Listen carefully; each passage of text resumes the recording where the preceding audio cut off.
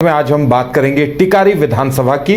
टिकारी विधानसभा जो गया जिले में आती है और औरंगाबाद लोकसभा के 6 विधानसभा क्षेत्रों में से एक है। टिकारी के समीकरण भी बड़े दिलचस्प हैं और टिकारी का इतिहास क्या कुछ रहा है, इन तमाम चीजों पर चर्चा करेंगे। हमारे साथ हमारे वरिष्ठ सहयोगी राकेश रंजन जी हैं। राकेश रंजन जी, टिकारी सीट को लेकर वहां के समीकरणों को, वहां के इतिहास को किस तरह से देख रहे हैं और इस बार क्या वहां इक्वेशन बनते नजर आ रहे हैं? देखिए, जो टिकारी विधानसभा क्षेत्र है वो एक वीआईपी सीट है और यहाँ का इतिहास बहुत दिलचस्प है अगर इसे आप देखिए तो। दरअसल टिकारी में जो पहला चुनाव हुआ था वो 1951 में ही हुआ था, लेकिन 1957 से इसका नाम बदलकर जो है कोंच विधानसभा क्षेत्र रख दिया गया और उसके बाद से उसी नाम से यहाँ चुनाव होता रहा 2005 तक। उसके बाद जो नया परिसीमन हुआ उसमें कोंच विधानसभा का अस्तित्व समाप्त किया गया और फिर उसका नाम बदलकर वापस से टिकारी रख दिया गया है। और अभी टिकारी विधानसभा में जो है 2010 से अब तक 3 चुनाव हुए हैं। जब आप टिकारी की बात करते हैं तो देखिए, टिकारी राज की बात आती है और आप देखते हैं कि जो समृद्ध शक्तिशाली जमींदारी रियासत थी ये तो इसका इतिहास हुआ। राजनीतिक इतिहास भी इसका कम दिलचस्प नहीं है। जब आप इसे देखते हैं तो इस सीट ने लगभग सभी पार्टियों को मौका दिया है। जो प्रमुख पार्टियां रही हैं अपने समय में, उनको यहाँ पर अवसर मिला है कि वो सेवा करें। लेकिन एक और दिलचस्प बात यह है कि इसने एक विधायक को छोड़कर किसी को भी दोबारा सेवा का अवसर नहीं दिया, वो प्रतिनिधित्व नहीं कर सका। और जो व्यक्ति एक से ज्यादा बार यहाँ का विधायक बना वो एकमात्र व्यक्ति हैं और वही अभी टिकारी विधानसभा क्षेत्र से विधायक हैं। वो हम सेकुलर जीतन राम मांझी की पार्टी से जो हैं और वो यहाँ पर अभी विधायक हैं। इसके अलावा अगर आप देखें तो कोई भी जो है एक बार से अधिक यहाँ पर चुनाव नहीं जीत सका है। जब हम टिकारी और कोच को मिलाकर बात करते हैं तब उसकी हम बात करें। देखिए, टिकारी और कोच को मिलाकर जो है कुल 17 चुनाव हुए हैं, जिसमें कांग्रेस को 4 बार सफलता मिली है। जेडीयू 3 अवसरों पर जीतने में सफल रहा है, तो एलजेपी, आरजेडी, जनता दल, लोक दल, जनता party, socialist party, SSP, PSP, हम और निर्दलीय सभी को एक एक बार सफलता मिली है। तो जैसा मैंने कहा कि ज्यादातर पार्टियों को यहां पर सेवा करने का अवसर मिला, इस क्षेत्र का प्रतिनिधित्व करने का अवसर मिला, लेकिन उसे रिटेन करना उनके लिए चुनौती रही। अगर आप देखिए तो सिर्फ कांग्रेस और जेडीयू ही है एक पार्टी के तौर पर जिसने कि एक से ज्यादा बार जो है यहां पर अपनी पार्टी से विधायक बनाए हैं। यहां पर जो सबसे ज्यादा बार विधायक बने हैं वो एकमात्र अनिल कुमार हैं, जो 4 बार यहां से चुनाव जीते हैं, जिसमें जेडीयू के टिकट पर वो 2 बार जीते और एलजेपी और हम सेकुलर के टिकट पर वो एक एक बार जीते। अब हम यहाँ के आखिरी 3 चुनावों की बात कर लें तो यहाँ पर एक और चीज दिखता है। जब इन आंकड़ों को हम पिछले 3 चुनावों को देखेंगे तो दिखेगा कि यहाँ लोग जो है वो मुख्य पार्टियों को ही वोट देते हुए दिखते हैं। खैर 2020 में थोड़ी एक ट्रायंगुलर फाइट हुई थी, लेकिन वहां भी मुख्य मुकाबला 2 के बीच ही दिखा था। अगर आप 2010 में देखिए तो यहाँ जेडीयू से अनिल कुमार चुनावी मैदान में थे, उस वक्त वो सिटिंग विधायक भी थे और यहां पर जो है वो जनता दल यूनाइटेड के टिकट पर चुनाव लड़ रहे थे। 67,706 वोट उनको आए थे, 51.33%। और जब आप 50% का आंकड़ा पार कर लेते हैं तो फिर जीत आपकी सुनिश्चित हो जाती है और यही हुआ भी। हालांकि आरजेडी ने यहां पर बागी कुमार वर्मा को उम्मीदवार बनाया था, जिनको 49,165 वोट आए, तो रामनंदन शर्मा कांग्रेस के टिकट पर थे, जिनको 3606 वोट आए, और अनिल कुमार यहां 18,541 वोटों से चुनाव जीतने में सफल रहे। 2015 में परिस्थितियां बदल चुकी थी। जेडीयू जो है वो महागठबंधन में जा चुका था, आरजेडी और कांग्रेस उसके साथ थी, तो एनडीए एक तरफ था जिसमें हम सेकुलर पार्टी भी शामिल थी, और सीट शेयरिंग में ये सीट हम सेकुलर को ही गई, और हम सेकुलर ने अनिल कुमार को ही चुनावी मैदान में उतारा, जबकि महागठबंधन की तरफ से जेडीयू ने जो प्रत्याशी दिया वो अभय कुमार सिन्हा, जो कि अभी जो हैं औरंगाबाद लोकसभा के आपको सांसद हैं, वो चुनावी मैदान में उतरे। बिल्कुल आमने सामने की लड़ाई हुई, लेकिन महागठबंधन बन जाने के बाद जो है वो एक गणित बन गया था जातियों का, और उस आधार पर जो है अभय कुमार सिन्हा जो है वो 86,975 वोट लाने में कामयाब होते हैं, और इस बार वो 50% का आंकड़ा क्रॉस करते हैं, 51.52%। और यहां जो हम सेकुलर के प्रत्याशी थे अनिल कुमार, उनको आते हैं 55,162 वोट, मतलब कि 32.68% वोट, और अभय कुमार सिन्हा 31,813 वोटों से चुनाव जीत जाते हैं। 2020 में जो है जेडीयू वापस एनडीए फोल्डर में आ चुका था, लेकिन ये सीट जो है सीट शेयरिंग में आपको हम सेकुलर को ही मिली, और अनिल कुमार को ही उन्होंने अपना उम्मीदवार बनाया। तो यहां पर कांग्रेस को यह सीट गई सीट शेयरिंग में, और सुमंत कुमार यहां कांग्रेस के टिकट पर चुनावी मैदान में उतरे।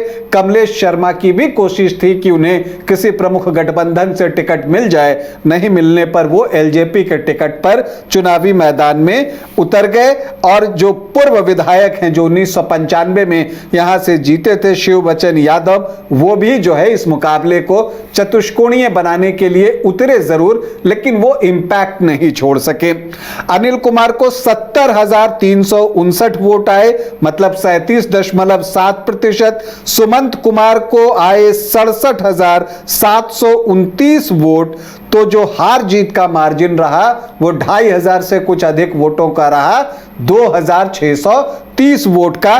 कमलेश शर्मा जो एलजेपी के उम्मीदवार थे, उनको 16,385 वोट आए। और दिलचस्प ये कि अनिल कुमार, सुमंत कुमार, कमलेश शर्मा तीनों ही भूमिहार जाति से आते हैं। इसके अलावा शिव बचन यादव जो खड़े हुए थे, उनको भी 7,296 वोट आए, मतलब लगभग 4% वोट। तो ये है आंकड़े जो कि पिछले 3 चुनाव के हैं। एक दिलचस्प चीज इसमें यह भी दिखती है कि यहां जो क्षेत्र है टिकारी, ये यादव बहुल है। यहां पर यादव और भूमिहार सबसे अच्छी संख्या में हैं, लेकिन हम देखते हैं कि 2000 से ही आप देखिएगा, 2005 से खास करके, कि यहां पर जो प्रमुख पार्टियां हैं वो यादव को टिकट देने से बचती हुई दिखी हैं, खास करके 2010, 2015 और 2020 में, जबकि उनकी बहुलता है। इसके पीछे क्या वजह है, इसे भी आगे हम समझने की कोशिश करेंगे, लेकिन पिछली बार जैसे तीनों प्रमुख पार्टियों से भूमिहार कैंडिडेट ही थे। अभी दावेदारों की बात कर लें तो देखिए, हम सेकुलर से तो मुझे नहीं लगता कि कोई परिवर्तन होगा। वो अपने सिटिंग विधायक अनिल कुमार को ही जो है चुनावी मैदान में उतारेंगे।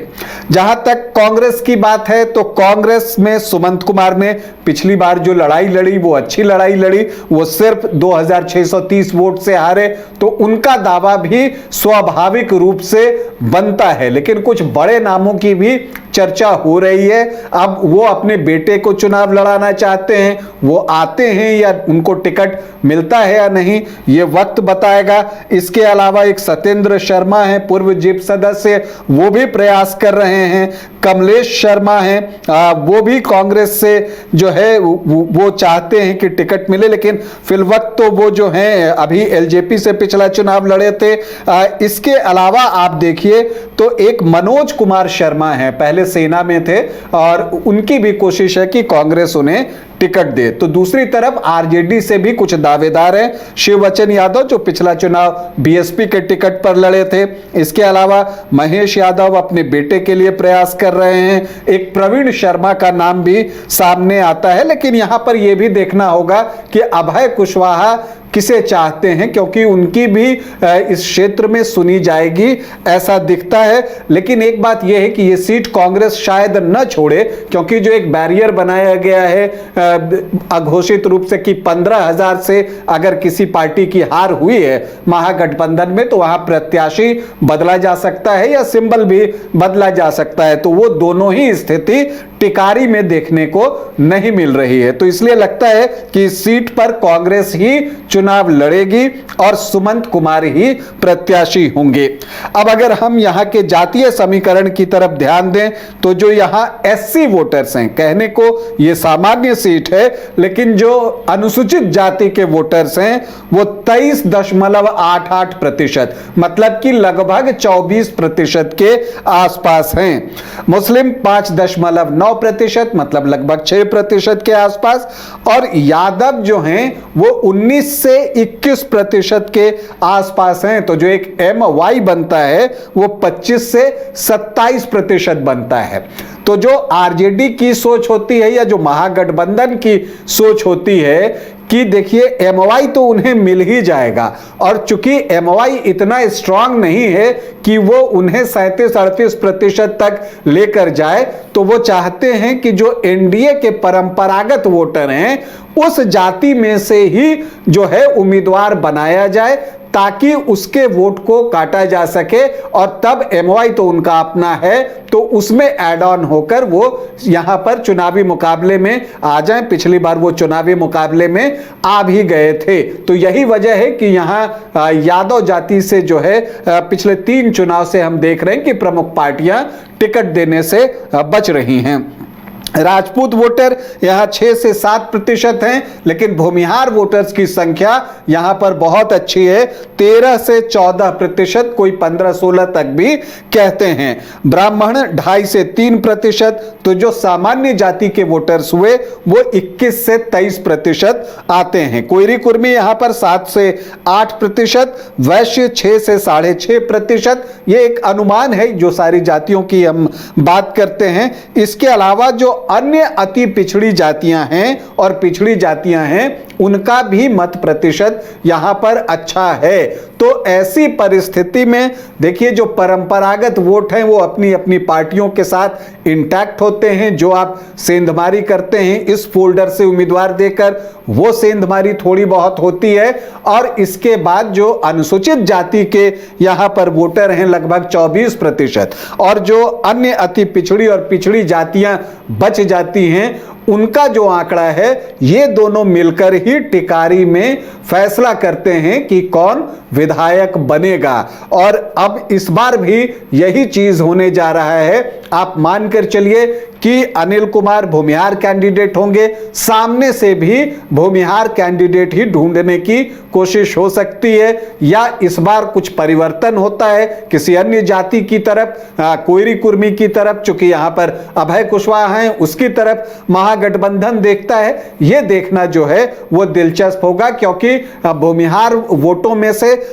आधा निकालना शायद उनके लिए थोड़ी मुश्किल हो, तो वो चाहेंगे कि कोयरी कुर्मी से एक कैंडिडेट दिया जाए और उसका फिर फायदा उठाया जाए। तो एक दिलचस्प चुनाव टिकारी में होने जा रहा है। कांटे का ने जिस तरह से प्रत्याशी दिया था, तो अगर एनडीए में लोजपा और हम दोनों पार्टियां रहती हैं तो लोजपा की तरफ से भी यहां इस बार प्रत्याशी नहीं देखने को मिलेगा। जी हां, लोजपा से यहां पर प्रत्याशी देखने को नहीं मिलेगा। देखिए एनडीए की सफलता बिहार में इस बात पर बहुत कुछ निर्भर रहने वाली है कि जितनी भी पार्टियां हैं एनडीए में उनके बीच एका बना रहे। अगर उस एका में कोई परेशानी आती है तब वैसी परिस्थिति में जो है फिर उसका फायदा महागठबंधन को मिल सकता है। तो इसलिए एलजेपी तो यहां प्रत्याशी तो शायद न दे, लेकिन जो यहां पर बाकी जो एनडीए के घटक दल हैं वो कितनी एकता के साथ यहां चुनाव लड़ते हैं वो देखना जो है वो दिलचस्प होगा। और अगर वो एकता के साथ चुनाव लड़ते हैं तो मुकाबला निश्चित तौर पर यहां पर बहुत कांटे का होने वाला है और एक दिलचस्प मुकाबला हम सब का इंतजार कर रहा है। बिल्कुल, तो टेकारी में एक दिलचस्प मुकाबला इस बार इंतजार कर रहा है। समीकरण क्या होंगे और कोई तीसरा कौन बना पाएगा या नहीं, उस पर बहुत कुछ निर्भर करेगा। अब देखने वाली बात यह होगी कि कुल मिलाकर प्रत्याशियों के नामों की घोषणा किस किस फोल्डर से किसकी किसकी होती है, पुराने प्रत्याशियों को रिपीट किया जाता है या फिर नए प्रत्याशियों को मौका मिलता है, ये देखने वाली बात होगी।